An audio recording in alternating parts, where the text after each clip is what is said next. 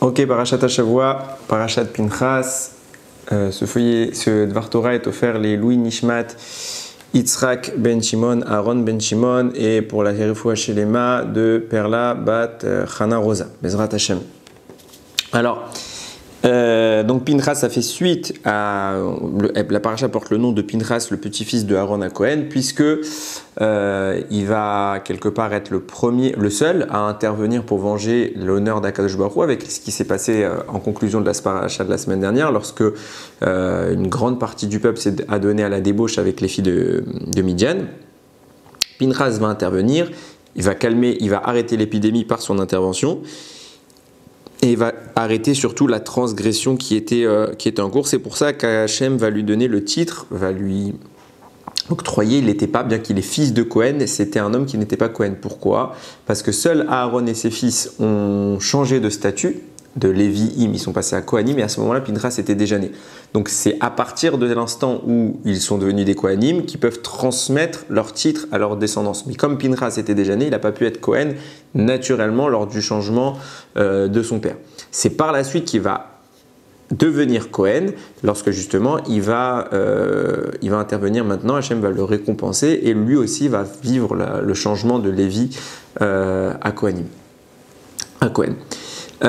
Suite à ça, il y a beaucoup d'éléments dans la paracha, donc on va compter les Bnei Israël et on va parler des lois, et c'est sur ça que je vais faire le développement. On va parler des lois de l'héritage avec les Bnot Selophrad, j'y reviens dans 2 minutes. Et la paracha, tout le reste de la paracha, c'est toutes les lois des sacrifices concernant les fêtes, toutes les fêtes de la Torah, depuis Shabbat, Rosh Chodesh, les Chagim, les Shalosh Regalim, Rosh Hashanah et Kippour, toutes sont décrites à partir de la 5e montée jusqu'à la 7e montée. Ce sont que les descriptions des sacrifices qu'il y a à voir dans les Chagim. Alors, je reviens au Bnot Selophrad. De quoi on parle? Il y a un monsieur qui s'appelle Selophrad, qui n'a pas de fils. Et quand Moshe va définir les règles d'héritage, donc l'héritage se transmet par le fils d'habitude, et on sait qu'il y a une importance à ce que j'introduis très brièvement le sujet qui va provoquer la réaction des filles de Tselophrad. Il y a un lien étroit entre les tribus, les neshamot de chaque tribu et la position qu'ils auront en Eretz Israël. C'est pourquoi la Torah insiste à ce que personne ne prenne la part de personne. Même en cas de vente, si par exemple Réhouven il vend sa maison à quelqu'un d'autre, son terrain, qu'il a hérité depuis la division, le partage d'Eretz Israël, même s'il le vend, vient un temps où il le récupère, c'est la Shemitah, c'est le Yovel, tous les 50 ans, il faut que ça revienne. Pourquoi il faut que ça revienne? Parce que justement, il y a une interaction entre le lieu qu'Hachem a choisi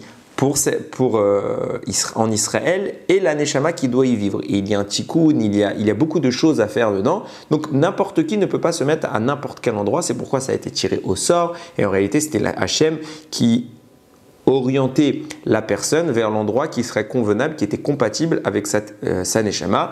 Il y a beaucoup de développement à faire sur le sujet. C'est très intéressant, mais que ce ne soit pas ici notre propos. Donc il y a quelque chose de très important dans la résidence de chaque individu en Eretz Israël.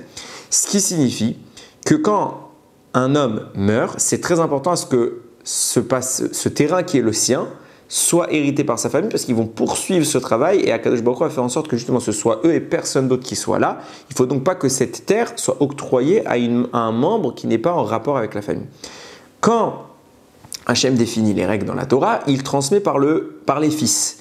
Or, un homme qui n'aurait pas de fils, mais que des filles, alors se pose la question de savoir que va-t-on faire concernant l'héritage. Les filles de Tselophrad est un homme qui est mort.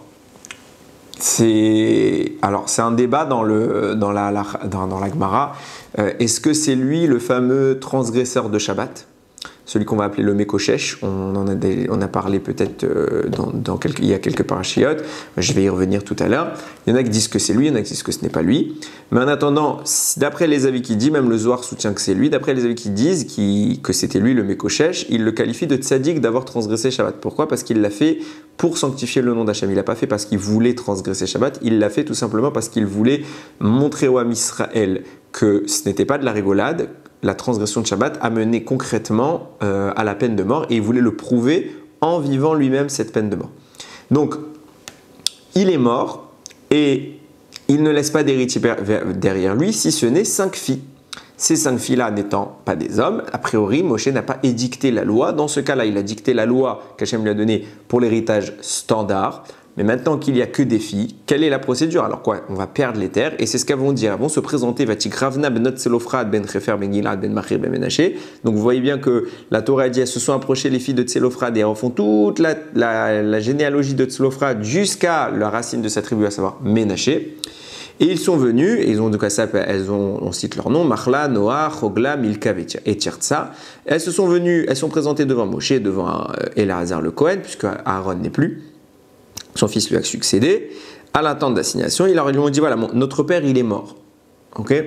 Pourquoi? La Manigarachem Avinu, Betor, Mitor, pourquoi le nom de notre père, il va disparaître de sa famille? Il a le droit à son héritage en Eretz Israël, surtout qu'il n'est pas mort pour des bêtises, il est mort pour quelque chose de grand.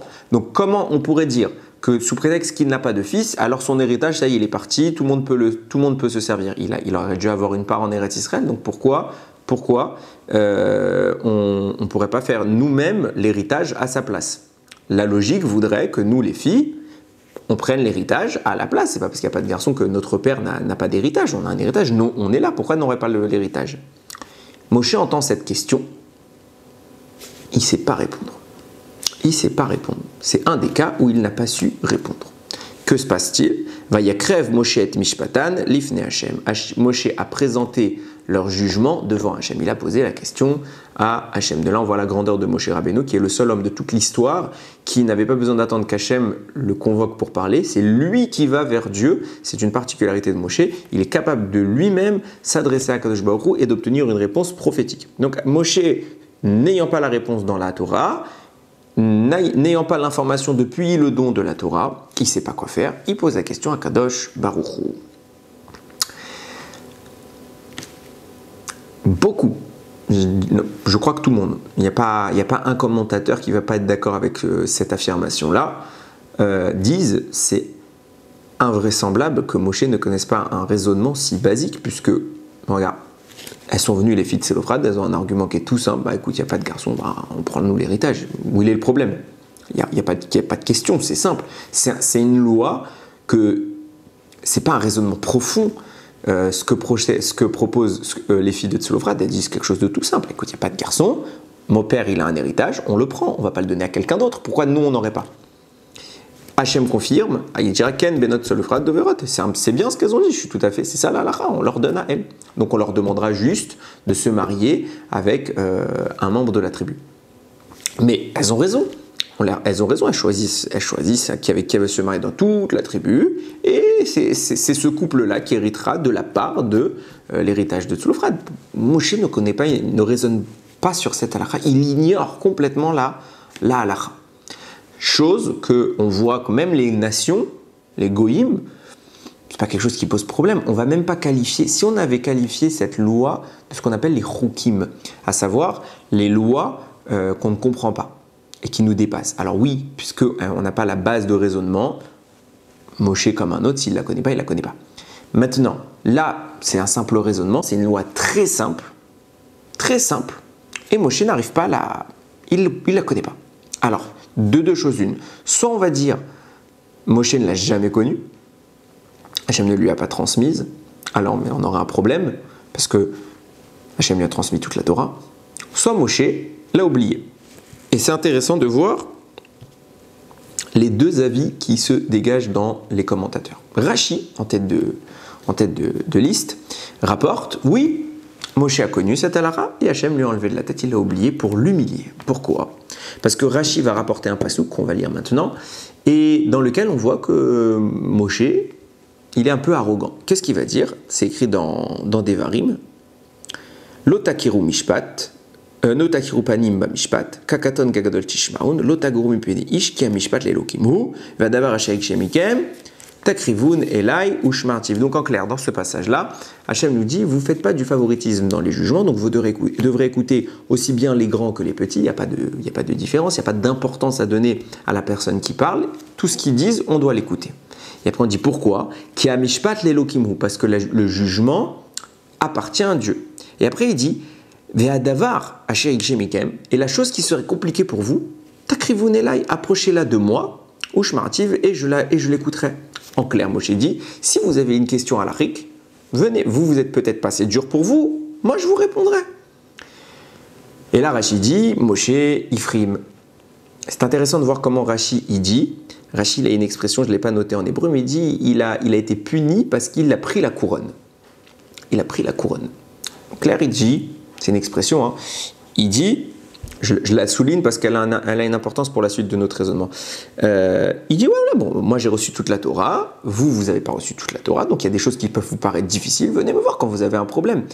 Et là, Rashi nous dit, puisque Moshe frime, entre guillemets, il a confiance en lui, il dit, moi je connais tout, je peux répondre. Hachem le punit, tu connais tout, alors je vais te prendre un cas halachique, qui est d'une simplicité folle, qui est d'une simplicité folle, et les filles de Tselophrad, elles vont venir te poser ce cas halachique qu'elles-mêmes elles vont trouver. Et que les femmes, elles n'ont pas l'obligation d'étudier la Torah, et même elles qui n'ont pas l'obligation de la Torah, elles vont simplement raisonner, elles vont trouver la halacha. Et toi, tu ne sauras pas. Et Hachem viendra te dire, comme elles ont dit les filles de Tselophrad, tu agis. C'est ce qu'elles ont dit. C'est ça la halacha. Pour te montrer que tu ne connais pas tout. Et que tu n'aurais pas dû agir ainsi.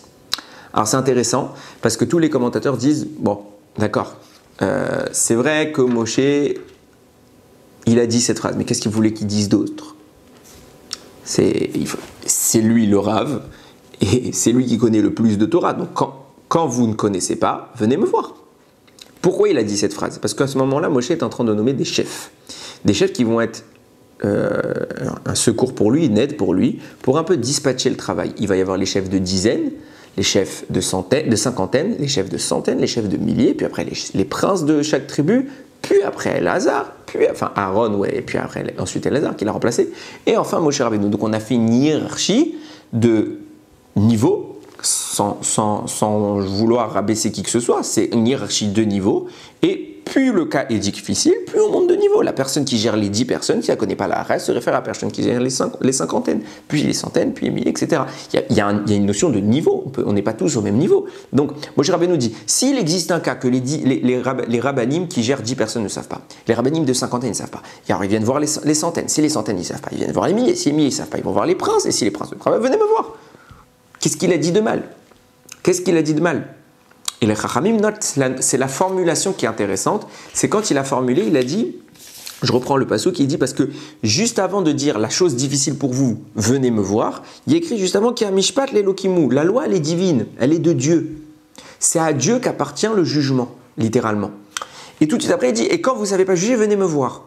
Donc, je suis capable de juger la loi qui appartient à Dieu. Et je saurai répondre à toutes les questions de la loi qui appartient à Dieu. Donc en clair, je me mets au même niveau, puisque la loi elle appartient à Dieu, c'est lui qui l'a créée, et moi je peux répondre à toutes les questions, donc je suis comme Dieu. Il s'est mis, c'est ce qu'il dit le Siftei Chachamim, ce que lui reproche le Midrash, en fait ce que dit Rashi c'est une Gemara, il s'est mis quelque part au même niveau qu'Akadosh Baruch Hu, et on lui dit, non, tu t'es mis au même niveau qu'Akadosh Baruch Hu, alors min halakha simple, tu ne sauras pas y répondre. Et c'est ça qui va le punir. Il n'a pas su répondre à ce cas-là des Bnot Tselophrad.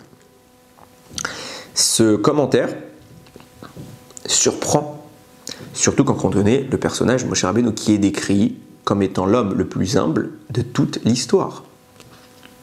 De toute l'histoire, il n'y a pas eu un homme aussi humble que Moshe. Et là, d'un coup, Moshe, c'est pas qu'il n'est pas humble, c'est qu'il se compare à Dieu. C'est difficile, c'est très difficile de concevoir une telle erreur de la part de Moshe Rabbeinu. C'est quand on voit l'histoire du personnage, que quand Hachem vient lui dire libère mon peuple, il dit mais qui je suis? Il a fait pire que Avraham Avinu, qui a dit moi je suis cendre et poussière. Il a fait pire que David, qui a dit moi je suis un ver de terre. Il a dit qui je suis? Je ne suis rien. Je suis rien.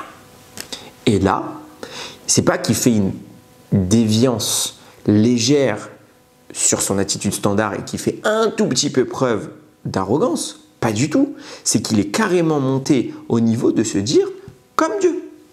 C'est ça qu'on le reproche. Tu t'es dit que tu es comme Dieu. Alors même, Ramim le note, évidemment qu'il n'a pas dit qu'il est comme Dieu, mais ça a laissé sous-entendre que l'agencement des phrases a laissé sous-entendre, et au niveau de Moshe, c'est une grave erreur. Mais comment un homme qui fait attention aux moindres détails de l'humilité peut dire deux phrases qui ferait entendre aux gens qu'il est aussi important en connaissance qu'Akadosh Baruch Hu. Chas v'shalom.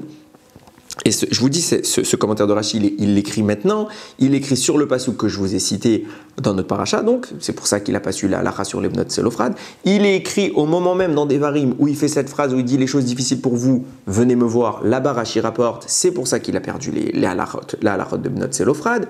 Donc il est vraiment affirmé, sa source de Rashi n'est autre qu'une Gemara, donc c'est pas quelque chose qu'il a innové, c'est quelque chose d'attesté et de véridique. Enfin, pas de véridique, c'est toujours véridique, mais c'est toujours quelque chose de fort, c'est vraiment confirmé et admis quelque part. Et donc c'est quelque chose, et je le répète, c'est quelque chose qui est repris par nombre de commentateurs, de dire Moshe à ce moment-là, il frime. Enfin, il frime à son niveau, en tout cas. C'est intéressant aussi de comparer ça avec un autre midrash. Il y a un autre midrash qui dit tout l'inverse. Dans le midrash Tanchuma, Resh Lakish prend la parole et il dit non. En fait, ce qui s'est passé, il faut comprendre le contexte. Les bnot Tselophrad, elles sont venues, elles avaient une question toute bête. Donc elles sont allées voir le Rav de proximité, comme on le fait tout le temps. Donc le Rav des dizaines, puisqu'il gérait les dizaines de familles. Elles sont allées voir le Rav des dizaines. Le Rav des dizaines, il a dit, il connaissait la halakha, mais comme à côté il y avait les Rav des cinquantaines, il a dit, moi je vais prendre la parole. À côté de moi, il y a des rabbanim plus importants. Un petit ne parle pas devant un grand. Donc je leur ai dit, le Rav de dizaines, il a dit, allez voir les Rav des cinquantaines, ils sont plus importants, ils sont là, va les voir. Le Rav de cinquantaine, il a vu que le Rav des dizaines, il lui a fait kavod. Il a dit, attends, je ne parle pas devant lui. Donc ça veut dire qu'il a fait kavod à ce qui est plus haut que lui. Donc il a dit, moi aussi, il y a plus haut que moi. Donc il a dit, va voir le Rav. Ils sont allés voir les bnot Tselophrad. Ils ont dit, nous, ils connaissaient les halachot. Tout le monde connaissait. Le Rav des dizaines connaissait la halakha. Le Rav des cinquantaines, il connaissait la halakha. Il a dit, attends, si les Rav des dizaines, ils font l'effort de faire kavod, alors nous aussi, on va faire kavod. Va voir le Rav des centaines. Ils sont allés voir le Rav des centaines. Il a dit, si les petits font kavod, moi aussi je fais kavod. Ils sont allés voir le Rav des milliers. Puis après, ils sont allés voir les princes de chaque tribu. Et les princes de chaque tribu, ils font kavod, on va aller voir Elazar, le Kohen Gadol. Ils sont allés voir Rabbi Elazar, il a dit, mais attendez, si tout le monde a fait kavod, moi je fais pas kavod, il y a Moshe Rabbeinu, on va pas lui faire kavod. On va demander à Moshe Rabbeinu. Ils ont allé voir Moshe Rabbeinu. Et Moshe Rabbeinu a dit quoi? Je vais leur dire la réponse. Moshe connaissait la réponse. D'après ce midrash-là. Moshe a dit quoi? Moi je vais leur donner la réponse. Et tout ce kavod qui se sont remontés, je vais me l'accorder à moi? Non, pas possible. On a Akadosh Baruch Hu. Et là, il a appelé Akadosh Baruch Hu, il a dit, va yakrev Moshe et mishpatan lifnei Hashem. Moshe, il a présenté le cas à Hashem. Et Hashem a donné la réponse, pas en tant que nouveauté, innovation, d'après Resh Lakish, mais en tant que simple halakha, facile, que tout le monde connaissait, mais simplement qu'on lui a posé la question, il a répondu. Et que comme il n'y a pas au-dessus d'Hachem, on ne peut pas chas v'shalom, donc c'est lui qui a répondu.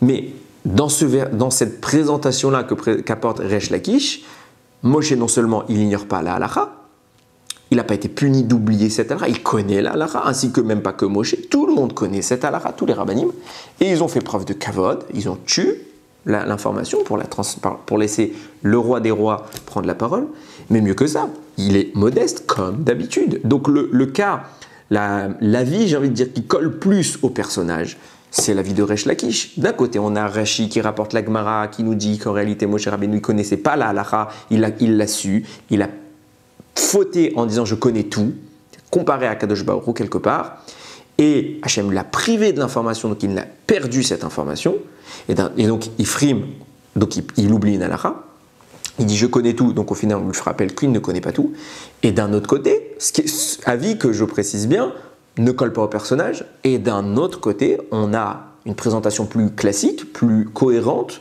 de Moshe Rabbeinu, qui connaît parfaitement la Torah, et qui encore une fois fait preuve de la plus grande des modesties, comme à son habitude. Donc j'ai envie de dire, c'est intéressant de voir que l'avis de Resh Lakish n'est jamais cité, c'est un midrash clair, je cite la référence dans la version écrite, il n'est jamais cité, et là vraiment l'avis qui est le plus mis en avant, c'est celui que Rashi rapporte, de dire non, Moshe Rabbeinu se compare à Dieu, il a perdu la halakha, ça fait partie de ces sanctions dont qui lui ont valu de ne pas connaître. Donc ça nécessite quand même un approfondissement. Quand on lit le pasouk où Moshe Rabbeinu, c'est le pasouk He, ok, donc chapitre 27, verset 5, où Moshe Rabbeinu présente la question à Hachem, il écrit Vayekrev Moshe et Mishpatan lifnei Hachem. Moshe a présenté leur jugement devant Hachem, pour qu'il lui donne la réponse. Le mot Mishpatan, la lettre finale, c'est un nun sophite. Okay. Dans tous les Sifrei Torah, vous le trouverez que le nun sophite sera écrit en grand format. Et il a fait couler beaucoup d'encre, ce Nun Sophite. Il écrit en grand format. Et Rabbeinu Bechaye dit, pourquoi il écrit en grand format? Pour nous faire une référence à quelque chose de très grand. C'est quoi? Nun, en valeur numérique, ça vaut 50. La Gemara dit,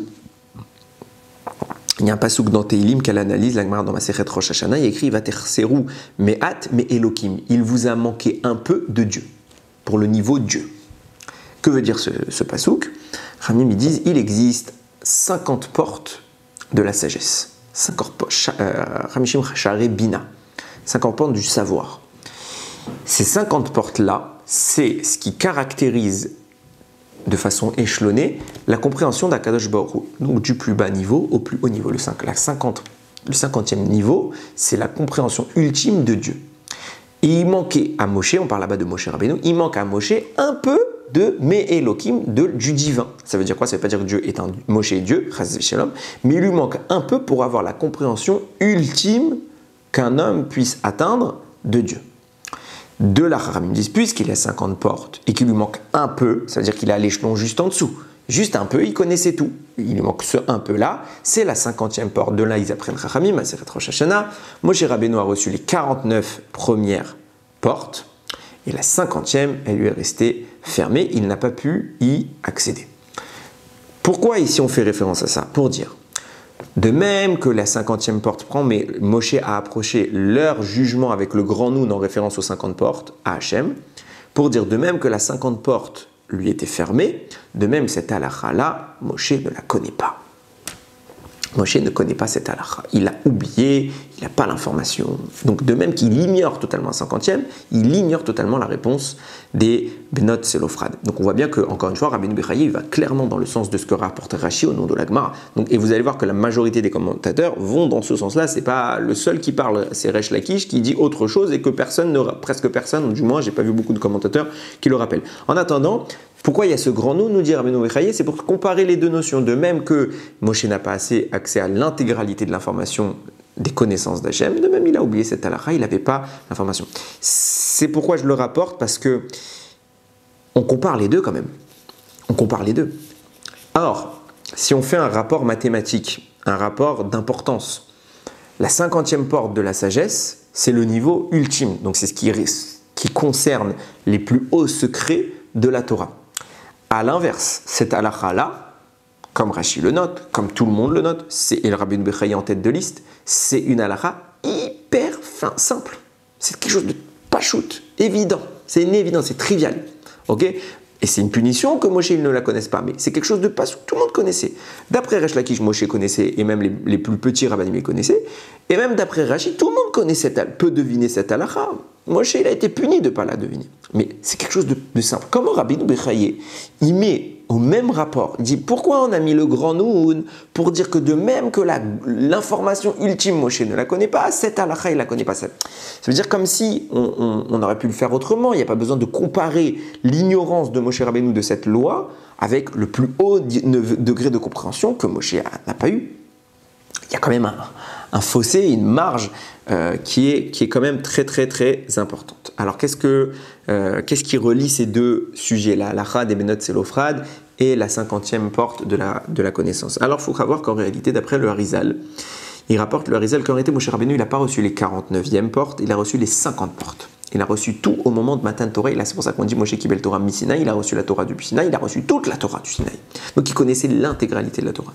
Seulement, au moment où les Bnei Israël vont faire la faute du veau d'or, à ce moment-là, il va y avoir une brisure céleste qui, Moshe Rabbeinu, va baisser de niveau. Il va descendre. Hachem va lui dire descends, rejoins le peuple. Descends, rejoins le peuple. Ça signifie que toi aussi tu vas baisser parce que le peuple est en train de sombrer. Donc Moshe Rabbeinu passe du 50e degré, il vient au 49e degré. Il a perdu l'accès à cette 50e porte. Et ce qui est intéressant de poser comme question à ce niveau-là, et ça va nous conduire au début de notre réflexion, c'est de comprendre en quoi Moshe Rabbeinu se voit impacté alors qu'il est innocent. Moshe Rabbeinu n'est même pas sur terre au moment de la faute, il n'est pas là, il n'y est pour rien, il n'a rien fait dedans. Alors on va lui reprocher d'avoir pris le Erevra avec ça, mais lui il n'a rien fait, ok? Il n'a même pas eu une intention microscopique de faute. Et pourtant, lui aussi sera impacté par la faute du veau d'or, qui lui prive l'accès de la 50e porte. Alors, pourquoi tout simplement? Quel rapport? Que le veau d'or soit une faute, que même Moshe va en pâtir, peut-être en ce sens où, on le sait, et on va y revenir ensuite, cette faute a ramené la mort. On savait que depuis Adam Arishon, la mort, avant Adam Arishon, la mort n'existait pas dans ce monde. La faute faite avec le serpent va l'introduire. Le don de la Torah va la retirer. Et puis la faute du veau d'or va la réintroduire. D'accord. Donc Moshe sera impacté par cette mort parce qu'il fait partie du monde. Mais pourquoi son niveau religieux, sa connexion avec Akadosh Baruch Hu devrait pâtir de cette faute dont il est totalement innocent? Alors il y a un Zohar, Hadash, qui rapporte quelque chose d'intéressant, c'est quelque chose d'assez connu, qui explique qu'il y a dans l'alphabet, on sait qu'il y a 22 lettres dans l'alphabet, mais on en connaît 27. Je m'explique. Il y a 5 lettres qui, au moment de la faute d'Adam Arishon, lorsqu'il y avait ce fameux Or Haganou, cette lumière cachée, qu'Akadosh Baruch Hu a créé, la lumière, ce qu'on appelle la lumière originelle, qui ne dépend pas du soleil, c'est une lumière beaucoup plus raffinée qui n'est que pureté, et qui est réservée pour les tzadikim, parce qu'Akadosh Baruch Hu a constaté la faute dans le monde, donc il l'a retirée du monde. Il dit, seuls ceux qui mériteront pourront accéder à cette lumière. Cette lumière-là a été retirée, simultanément avec son retrait, 5 lettres de la Torah ont disparu. On est passé à 22 lettres dont je parle. Il y a 5 lettres de la Torah qui ont disparu et que par la suite, on les a récupérées grâce à l'intervention de Avraham, Yitzhak et Yaakov. Ces lettres-là, c'est ce qu'on appelle les lettres sophites, les lettres de fin, qui quand elles sont écrites en fin de mot, changent de calligraphie. Je les cite donc, il y a le même, on connaît le même et le même sophite. Donc le même s'écrit d'une manière quand il est n'importe où dans le mot, et quand il arrive en fin de mot, il a changé de manière. De même pour le Nun, il y a le Nun sophite. Le tzadik sophite, le P sophite, et le Kaf, et le Kaf sophite, le Chaf sophite. Ok, le Chaf et le Chaf sophite. 5 lettres qui, quand elles sont à la fin, changent de nature. Donc en clair, la faute d'Adam Arishon a privé le monde de sa lumière et de ses 5 lettres. On a réussi à les récupérer par le travail, nous dit le Zohar, par le travail d'Avraham, Yitzhak et Yaakov, qui, quelque part, vont s'opposer à la faute d'Adam et vont rétablir cette lumière d'origine dans le monde. Ils vont la refamiliariser avec la dimension terrestre, et donc forcément, ça nous a ouvert la porte à ces lettres qui, justement, n'existaient plus. Et ça nous a permis de réintroduire ces 5 lettres pour passer de 22 lettres à 25 lettres. Ok? Il nous dit le Gaon de Vilna, ces 5 lettres-là vont vivre une autre brèche, vont connaître une autre blessure. Ok? De quoi je parle? Nous dit, c'est le Gaon de Vilna, il y a 5 fois où Moshe ignorait la loi. Et ces 5 lettres-là nous les insinuent. Donc on les prend dans l'ordre et on va voir qu'à chaque fois, la lettre parle d'un sujet que Moshe ignorait. C'est quoi les lettres? Donc on reprend le même, qui devient même sophite. Ça fait référence à qui? Mekoshesh. Mekoshesh, c'est justement, d'après certains, le papa des filles dont on parle, le fameux Tzlofrad, qui va transgresser Shabbat. On l'appelait le Mekoshesh. Même pour Mekoshesh. Deuxième lettre, quand je précise quand même que Moshe ignorait la halakha, Moshe ignore ce qu'on doit faire de lui. Il transgresse Shabbat en public, Moshe connaît la halakha qu'il est passible de mort, il ne sait pas c'est quoi la mort qu'on doit appliquer. Donc il ne connaît pas la halakha, il demande à Hachem. Deuxième cas, Nun, qui devient Nun sophite. Ce Nun fait référence au Nokev. Nokev, c'est le blasphémateur, on a fait tout un shiur dessus, c'est cet homme égyptien d'origine, dont le père était égyptien, qui a blasphémé à l'encontre d'Akadosh Baruch Hu. Moshe ne sait pas quoi lui faire. Et comme Moshe ne sait pas quoi lui faire, il demande à Hachem. Donc même Nun, P, qui devient P sophite, pour Pessar Sheni. Les Bnei Israël viennent, parce certains membres du Ham Israël étaient impurs au moment de Pessar. Ils n'ont pas pu présenter le sacrifice Pessar. Ils disent, pourquoi Akadosh Baruch Hu va nous priver d'une si belle mitzvah? On veut faire Pessar. Moshe ne connaît pas la halakha. Hachem lui fait la présentation de Pessar Sheni. Il ne connaissait pas. Il lui a dit, voilà, il y a un moyen de rattraper pour Pessar Sheni. Donc, 3e lettre. Tzadik Tzlofrad, Tzadik pour les filles de Tzlofrad, donc notre halakha à nous, dont Moshe, encore une fois, ignore la règle. Et dernière lettre, Kaf, qui devient Chaf sophite, pour Kozbi Bat-Tsur, fin de la paracha dernière, et on en parle au début de notre paracha. Ce qui se passe lors moment où il y a l'épidémie, où les 24 000 membres de la tribu de Shimon vont mourir parce qu'ils se sont adonnés à la débauche, Moshe voit la scène, il ne sait pas quoi faire. Et pourtant, Pinchas vient lui dire, mais Moshe, tu nous as appris que dans ce cas-là, il faut les tuer, il faut tout de suite intervenir. Et Pinchas va lui dire, je connais la halakha, il faut les tuer, c'est toi qui me l'as apprise. Et Moshe ne l'a, momentanément, il s'en souvient pas. C'est pour ça que Pinchas vient et il lui rappelle. Donc il a, Moshe, encore une fois, oublié une cinquième halakha qui est liée avec ces 5 lettres-là, qui avaient été abîmées au moment de la faute d'Adam Arishon, réparé par les Havot et qui se remanifeste au travers du vecteur de la Torah qui n'est autre que Moshe Rabbeinu. Et lors de cette remanifestation, on voit que quand elle se remanifeste, elles réapparaissent avec un défaut. Ce défaut, c'est les 5 lois que Moshe Rabbeinu ignore. Ce qui signifie que si on part du principe de cassure et réparation, ok, donc si on a brisé par la faute initiale, ces lettres sont retirées, on les réintroduit.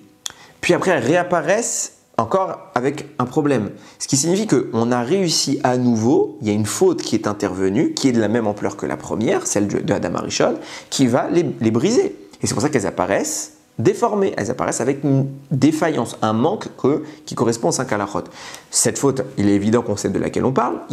On parle du veau d'or, à savoir que le veau d'or, c'est le pendant historique de la faute de Adam et Chava. Pourquoi c'est son pendant historique? Pour la simple bonne raison que les deux ont introduit la mort dans le monde.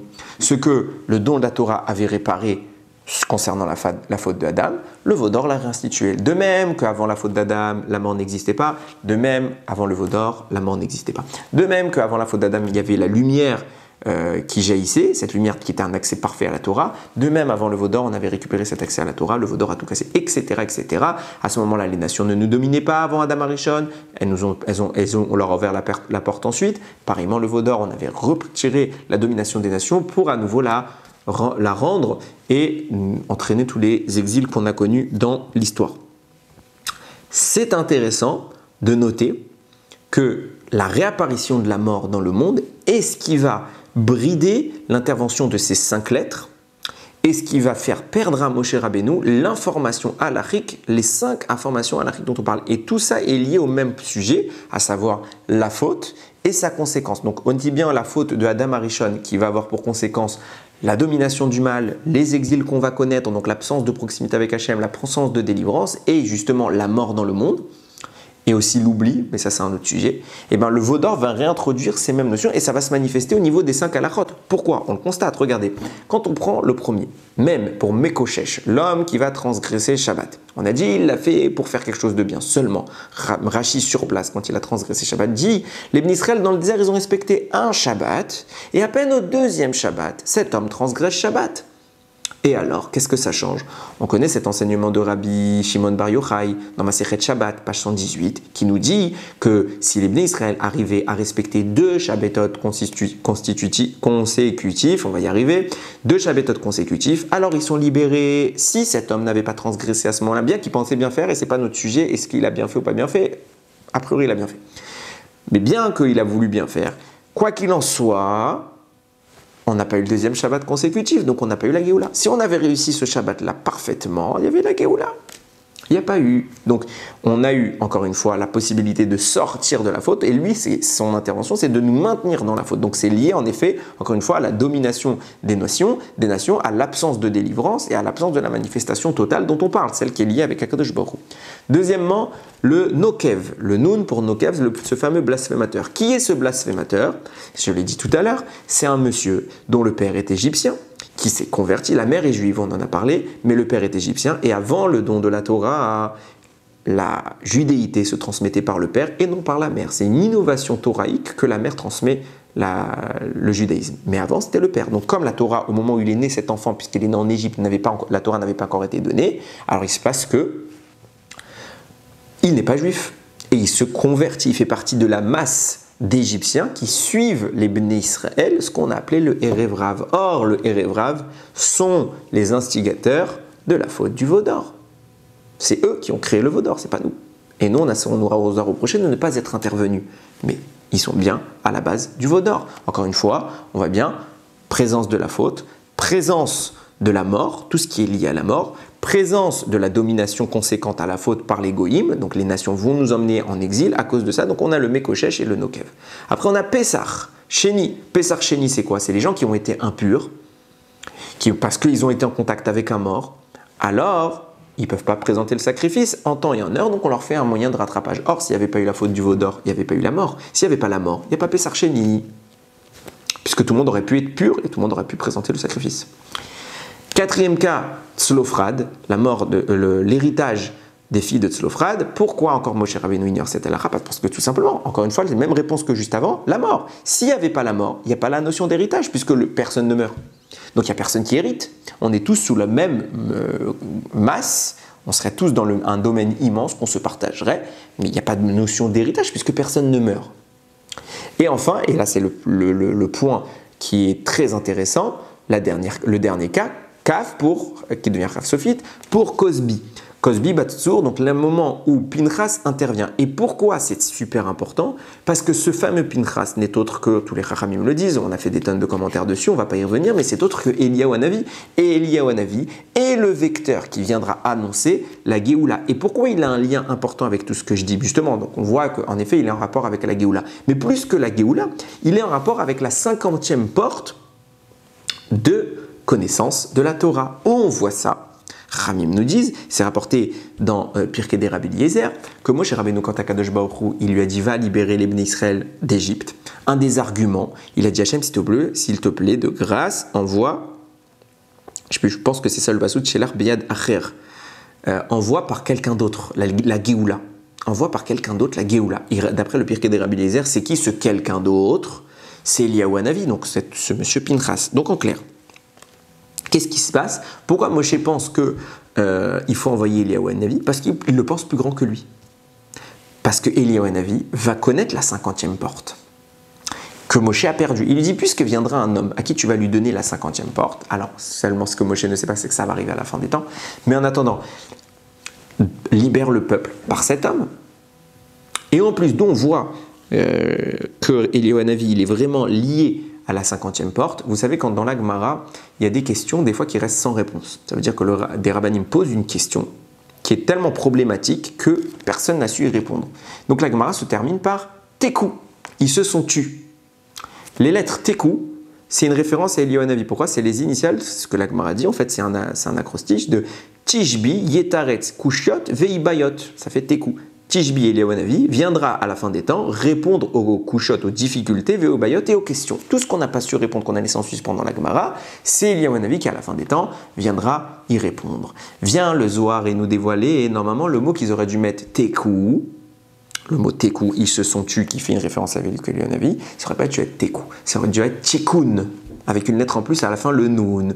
Pourquoi? Parce que simplement, pourquoi nous ignorons ces questions-là? Parce qu'elles font référence à la 50e porte de la sagesse, le fameux Noun, qui fait valeur numérique 50, et viendra Eliyahu Hanavi, et à ce moment, il va nous dévoiler la 50e porte. Alors le mot Tekou, ils se sont tus par ignorance, par manque d'accès à cette porte, deviendra Tikkun, qui signifie réparation. Une fois qu'on aura réparé la faute, c'est la faute qui prive l'accès de la 50e porte, alors le Noun réapparaîtra, et de Tekou, ils se sont tus, on viendra au mot Tikkun, pour dire ils ont réparé, et parce que l'accès à la 50e porte sera la réponse à tous nos problèmes, et sera le signe de la réparation des fautes.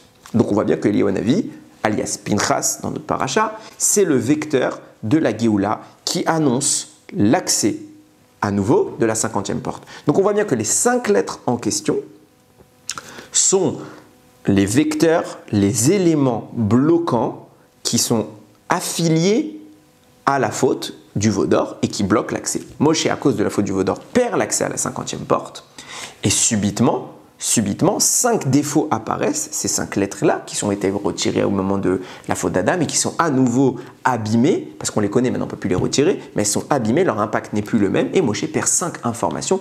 Toutes ces informations sont liées à la faute du veau d'or, à la Géoula, à la mort, à la connaissance avec Akadosh Baruch Hu. Donc on a 3 niveaux. D'abord la délivrance, l'absence de mort, et puis l'accès à la 50e porte. Et ça, c'est ce qui manque à Moshe. Et c'est très intéressant de souligner ce que dit le Midrash à ce moment-là, quand il a appris la loi des Bnot Tzelofrad, donc de l'héritage. Il se passe quoi? Historiquement, sur les 5 cas où Moshe ignore une halakha, c'est la dernière fois où il va ignorer. Donc il y a eu d'abord le Mekoshesh, c'était déjà passé, donc le transgresseur de Shabbat, le blasphémateur, Pessar Sheni, tout ça c'était avant. Kozbi Batsour, c'est notre paracha qui vient de passer. Et ensuite, vous avez Bnot Tselophrad. Le dernier cas, c'est Bnot Tselophrad. À la fin, juste avant l'héritage, en entrée en Israël. À ce moment-là, quand Moshe Rabbeinu entend cette 5e halakha, nous dit le Midrash, Hachem va lui donner la réponse et il dit, je lis le pasouk, Ken benot tselofrad dover, ainsi elles ont bien parlé les benot tselofrad, Naton titen naem achuzat nachala betoch aviam, tu leur accorderas un héritage parmi les frères de leur père. Donc elles ont droit à l'héritage. Et Moshe, quand il entend Naton titen naem, tu leur accorderas un héritage, il se dit donc, j'apprends quoi? J'apprends que c'est moi qui vais leur accorder l'héritage, donc j'entre en Israël. Et le décret qu'Hachem il a fait contre moi de ne plus rentrer en Israël, voilà qu'il est aboli. Je vais rentrer en Israël. Hachem lui dit, tu te trompes, tu n'entres pas en Israël. C'est pour ça que tout de suite après, il lui dit, ça y est, tu vas mourir. Dans notre paracha, Hachem lui dit, tu montes, tu nommes Yehoshua en tant que ton successeur, et ça y est, c'est fini. La semaine prochaine, on va faire Matot Masaé, et après on rentre dans Devarim, dernier volet, avant que Moshe se retire du monde. Hachem lui dit, non, tu n'entres pas en Israël, tu pars maintenant. Question, pourquoi Moshe Rabbeinu, quand il entend cette halakha, il se dit, ça y est, c'est le signe que le décret d'Hachem est retiré. Parce que c'est écrit, Naton titen lahem, tu leur accorderas. Donc c'est écrit à la deuxième personne du singulier, donc c'est toi. Donc moi j'ai dit, puisque c'est moi qui vais le faire de façon effective, donc c'est la preuve que je veux rentrer en Israël. Je déduis de là, et j'espère de là le signe, comme quoi j'entrerai bien en Eretz Israël. C'est intéressant de voir que Moshe, spécifiquement quand il entend ça, il pense qu'il va rentrer en Israël, alors que ce n'est pas la seule fois où Hachem il parle à la deuxième personne du singulier concernant des mitzvot qui doivent se faire en Eretz Israël. Je donne un exemple. Par exemple, une des lois qui concerne l'arrivée en Eretz Israël, c'est la nomination d'un roi. Et là-bas, il y a écrit « Som tasim alecha meler » « Tu nommeras pour toi un roi. » Tu, c'est qui tu? On aurait pu dire c'est toi Moshe. Non. Là, Moshe, ça ne l'a pas dérangé quand Hachem lui dit « Som tasim alecha meler » « Tu nommeras pour toi un roi ». Il ne se dit pas « Ah, c'est moi qui vais nommer le roi, donc je rentre en Eretz Israël ». Non. Là, par contre, il y a écrit « Tu donneras l'héritage ». Ah, donc je rentre en Israël. Qu'est-ce qui lui fait penser ça? Eh bien, c'est ce qu'on explique depuis tout à l'heure. Puisque toute la notion de l'exil et le fait de la mort qui existe dans le monde proviennent de la faute, et que cette manifestation s'est faite au travers des 5 lettres, et que Moshe il fait un calcul mathématique, il se dit les 4 premières lettres, quelque part, le manque qu'elles avaient, je l'ai récupéré, puisque elles se sont manifestées, ce manque s'est manifesté au travers de la perte d'une halakha. Donc j'ai perdu une première halakha, Bekoshesh, je l'ai récupéré. J'ai perdu le Nokev, le blasphémateur, je l'ai récupéré. J'ai perdu Pesar Sheni, je l'ai récupéré. J'ai perdu Kozbi Batsour, ce qui s'est passé avec Mintras, ça y est, maintenant je l'ai récupéré. Il m'en reste plus qu'une, c'est le fameux Tzadik, que c'est la seule lettre que j'ai pas encore récupéré, l'information qui me manque pour l'accès plein. Okay, donc c'est Tselophrad. Il ne savait pas moi c'était quoi ce Tzadik.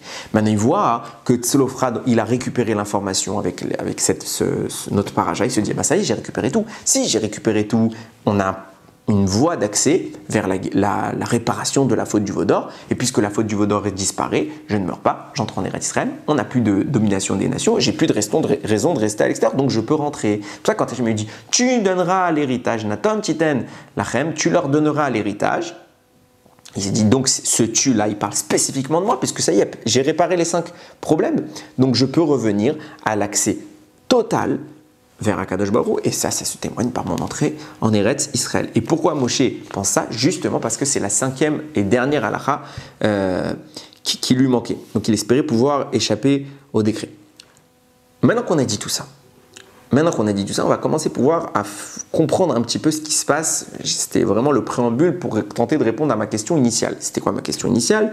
Comment se fait-il que Rashi d'un côté présente Moshe comme quelqu'un qui a frimé, qui a été arrogant, et qu'à cause de ça, il a été puni de perdre cette petite halakha de rien du tout. Alors qu'on a la connaissance de l'attitude générale de Moshe qui n'est pas celle-là, et on a un autre midrash qui dit tout bonnement l'inverse. Comment concevoir? Alors peut-être c'est une marloquette, peut-être les deux midrashim ne sont simplement pas d'accord, ou peut-être on essaye de réconcilier les deux et de voir qu'en réalité ils sont parfaitement d'accord, et ils parlent de dimensions qui sont tout simplement différentes. Comme on l'a dit, peut-être la réponse en fait, c'est pour ça que j'en ai parlé tout à l'heure, c'est lié avec ce qu'a dit le Rabbeinu Bechaye, à savoir que de même que Moshe a perdu l'accès à la 50e porte, qui est le plus haut niveau, de même Moshe Rabbeinu, il a perdu cette petite halakha de rien du tout, les deux lui sont maintenant inaccessibles.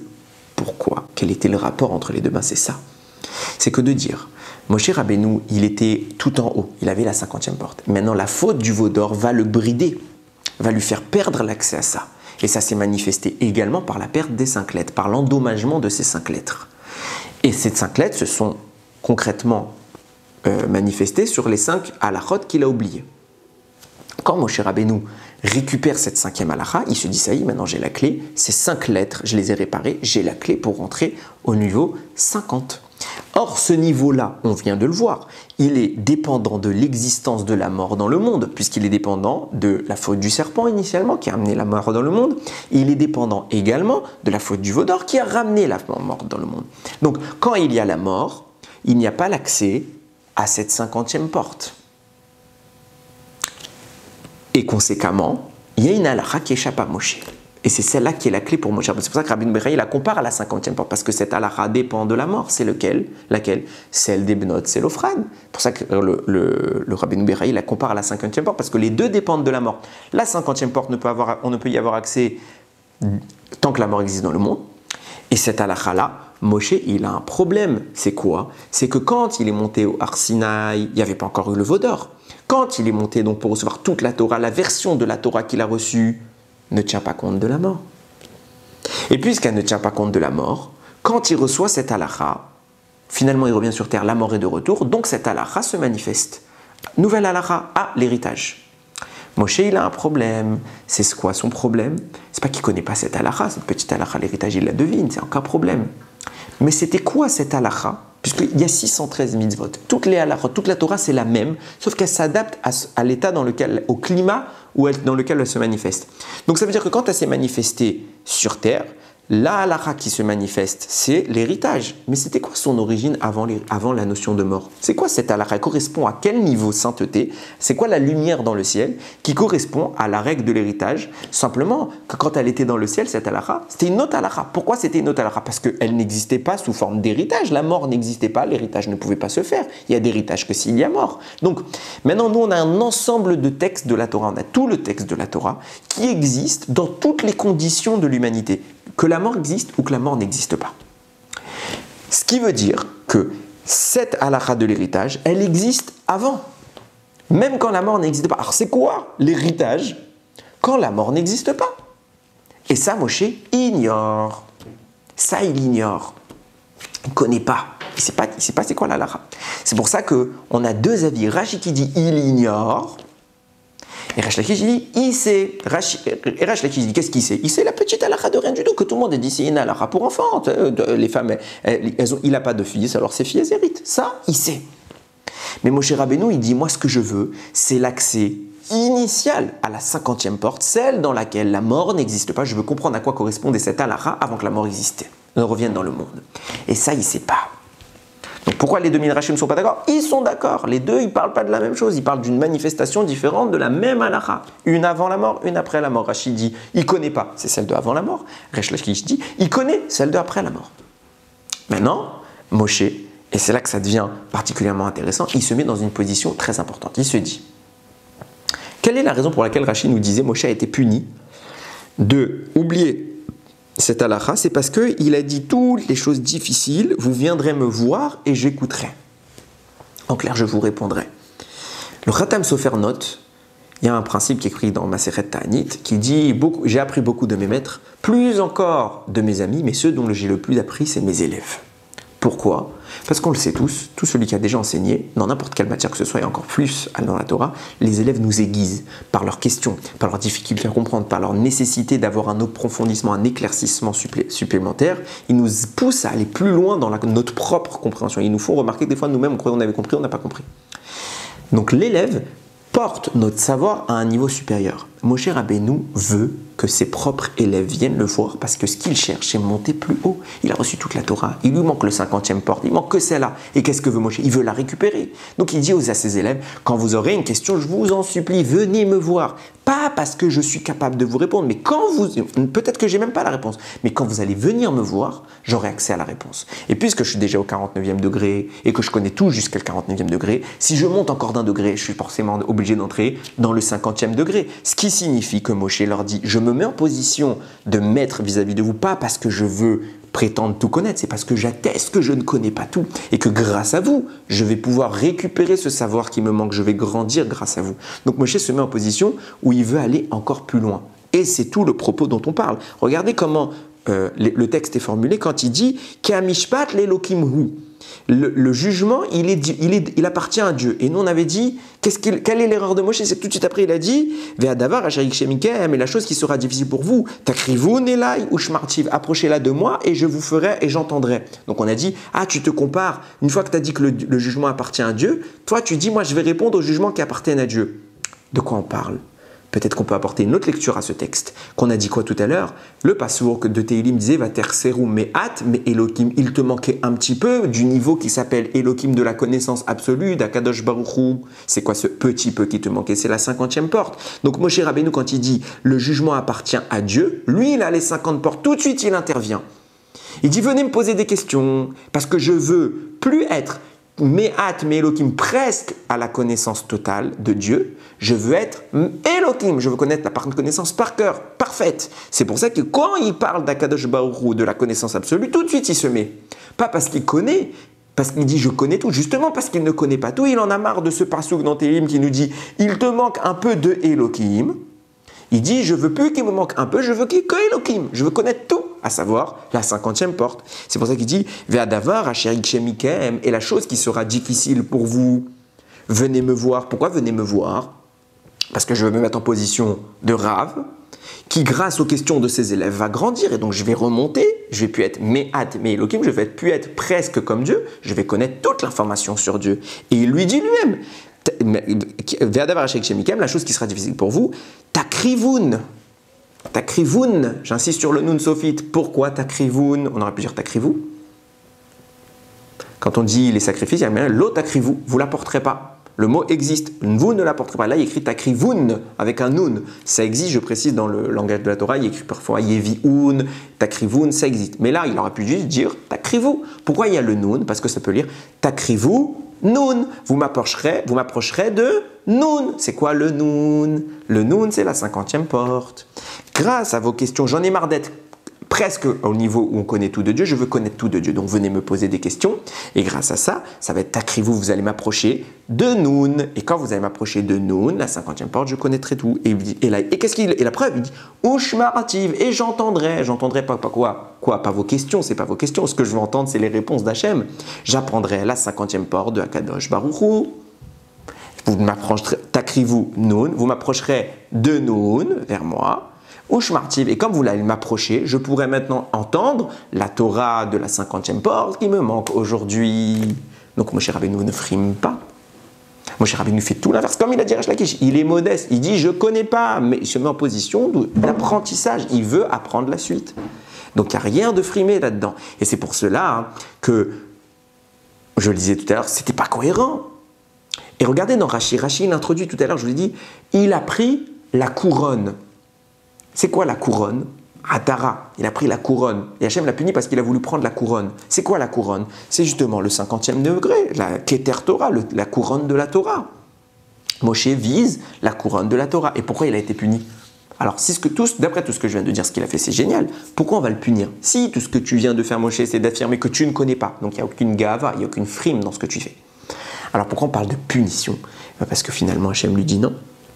Hachem ne lui donne pas la réponse. Moshe veut savoir c'est quoi l'équivalent de la halakha des bnot selophrad. Quand la mort n'existe pas, donc ça c'est une notion qui intervient à 50e niveau, Hachem ne lui donne pas.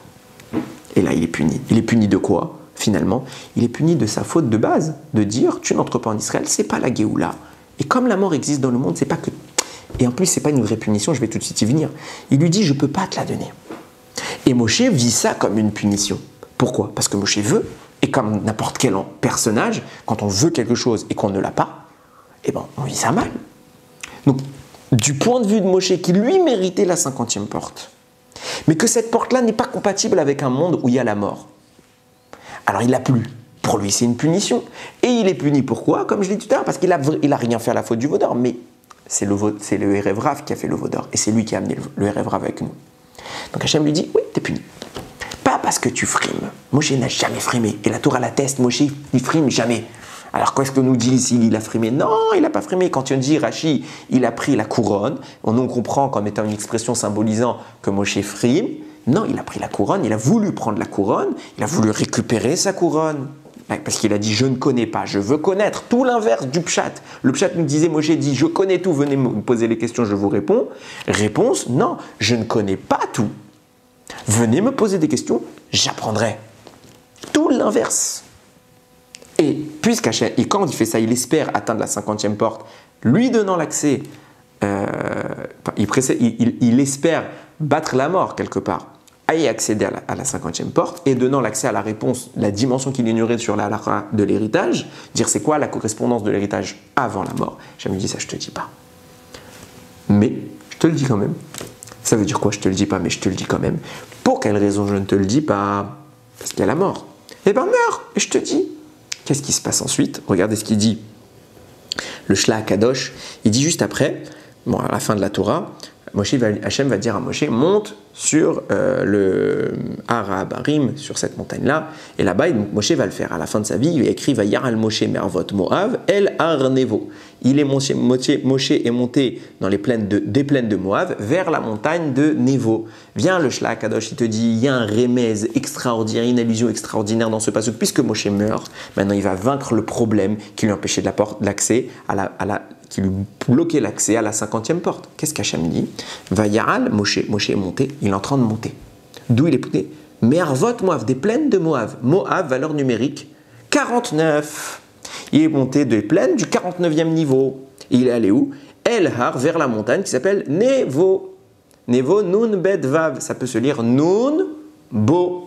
Il est monté de 49 vers Nun Bo. Nun Bo, ça veut dire qu'il est arrivé à Nun. Nun, valeur numérique 50. Donc il est passé de 49 à 50. La seule raison pour laquelle Moshe, tu ne peux pas accéder à cette information qui te manque tant, cette 50e porte, c'est l'existence de la mort à cause du veau d'or. Alors quand tu meurs, je t'offre le cadeau. Et t'as accès à la 50e porte. Et Moshe n'a pas frimé. Et Moshe, il a toujours voulu progresser, même dans la Torah. Il croit, l'homme qui a tout reçu, il dit, je ne connais pas tout. Je veux plus, je veux plus, je veux plus, je veux plus. C'est ça un gadol. Je veux plus. Moshe, qui plus que Moshe? C'est lui qui a reçu toute la Torah, qui l'a transmis à l'homme. Qui peut connaître plus que Moshe? Personne ne connaît plus que Moshe. Je veux plus. C'est ça la grandeur d'un tzaddik. Et une fois, et je vais terminer avec ça, sur Rav Ovadia Yosef Zichrono Livracha, je ne connais plus les détails précis de l'histoire, mais c'est juste pour caractériser mon propos. Il y avait un din Torah, je ne sais plus si c'était un din Torah qui devait se faire, en tout cas il y avait une sorte de colloque rabbinique qui devait se faire, tel jour de la semaine. Et un des membres de ce colloque se retrouvait en Eretz, enfin du moins à l'endroit même, je ne sais plus c'était quelle ville, et il était un peu en avance, il a du temps qui s'est libéré, il s'est dit, c'est Raval, je suis déjà là, j'aimerais bien qu'on avance un peu l'horaire du colloque pour que je le fasse tout de suite, pendant que je suis là, je ne vais pas rester à rien faire. Donc il appelle les rabbinim, mais il appelle Rav Ovadia Yosef pour savoir est-ce que ça le dérangeait de faire au lieu de, de 17h, on l'avance à midi. Il appelle Rav Ovadia, et il lui dit, Kvod Harav, est-ce qu'on peut avancer un peu l'horaire? Il lui dit, pourquoi, il y a un problème? Il lui dit, non, il n'y a pas de problème, c'est simplement que voilà, je suis déjà là, si on peut le faire maintenant, ça marche. Je lui dis, mais je peux pas, mais là, j'aurais avec plaisir mon fils, mais je dois étudier à cette heure-ci, moi, c'est mon heure d'étude, je peux pas enlever mon heure d'étude. Il lui dit, ah, mais Kvod Harav, vous connaissez, qu'est-ce qui a moulé le problème? Vous connaissez? Il lui dit, Chas v'shalom, tu veux que je meure à Maaretz? Tu veux que je meure en étant un ignare? Rav Ovadia, il dit, je vais mourir. Si tu m'enlèves mes quelques heures d'études, au lieu de faire à 17h, on va faire à midi, je vais perdre 3 heures d'études. Je vais perdre 5 heures d'études, pardon. 5 heures d'études dans toute ta vie. Et Rav Ovadia, il dit, si je perds ces 5 heures d'études, je vais être un Hamaharetz. Je vais être un ignorant. Celui qu'on connaît, tout ce qu'il connaissait par cœur. On a vu toutes les bibliothèques qu'il y avait chez lui, qui connaissait tous les livres par cœur. Il dit, j'ai peur. Ça me traumatise ce que tu me proposes, parce que si tu m'enlèves mon temps d'études, je vais être un ignorant. Mais Alvaï, qu'on soit tous des ignares comme lui. Et pourtant, lui, qu'est-ce qu'il te dit? Il dit, je ne peux pas, j'ai trop peur de ne pas connaître, il faut que j'apprenne. Il faut que j'apprenne, il connaît tout, il faut que j'apprenne. Pareil, Moshe Rabbeinu, il faut que j'apprenne. Nous aussi, on doit apprendre. On a beaucoup de choses à apprendre. Et on n'a pas beaucoup de temps pour le faire. On a une petite vie, c'est pas long une vie. Et les gens se disent, j'ai le temps, je le ferai plus tard, à ma taille. Quand est-ce que tu t'assois? Quand est-ce que tu éteins ta télé? Quand? Et après tu vas dire, ah, j'ai pas eu le temps. Bien sûr tu as eu le temps. Si tu ne le connais pas, c'est parce que tu n'as pas appris. Et plusieurs fois, quand on apprend la halakha on a fait quelque chose et on nous a dit, et le Rav vient, il te dit, non, mais c'est ta source, ça. Ah, je savais pas. Alors, quelqu'un qui a étudié la Torah, qui n'est pas encore arrivé à ça, il savait pas. Bon, il savait pas. Quelqu'un qui n'a pas étudié, tu sais pas. Pas parce que c'est pas de ta faute, tu sais pas parce que tu t'es pas donné les moyens de savoir. Si les grands qui connaissent les détails, les commentaires, ils connaissent même les pages, même dire certains rabbanim, ils peuvent te dire c'est quelle ligne dans la Gemara quand ils parlent. Tu dis ce que tu es en train de me dire, c'est telle Gemara, telle page, à la 7e ligne, 3e mot. C'est des ordinateurs, ils connaissent pas. Eux, ils ont peur de perdre 1 minute de Torah parce qu'ils ont peur de dire je connais pas tout. Et nous, on est où? Ad Matai. Jusqu'à quand on va se donner l'excuse du plus tard? On n'a pas le temps. Il ratson qu'on prenne le temps de s'asseoir, d'étudier, d'apprendre et de connaître Akadosh Baruch Hu. C'est le seul et unique but de notre existence sur terre. Connaître Dieu. Baruch Adonai Leolam. Amen ve Amen.